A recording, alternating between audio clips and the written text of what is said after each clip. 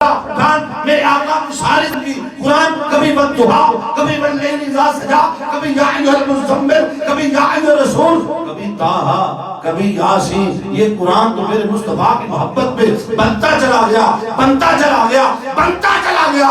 اگر قرآن اترے تو پھر جشن و چراغاں ہو.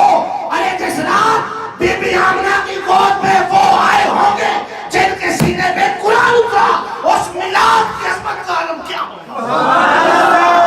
کی آمد، سونے کی آمد، مکی کی آمد، مدنی کی آمد. سبحان اللہ، سبحان اللہ. بات نسبت کی ہے. بولیے بات. اگر قرآن کو نسبت مل جائے میرے مصطفیٰ سے تو قرآن عظمتیں پا جائے. تو اگر کسی کو میرے نبی سے نسبت مل گئی تو بولو نا.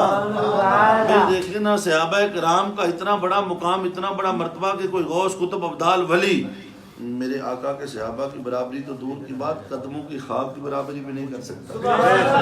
کیوں مجھے نسبت ملی ہے؟ میرے مصطفیٰ کو تکا ہے، کرنا پڑا ہے.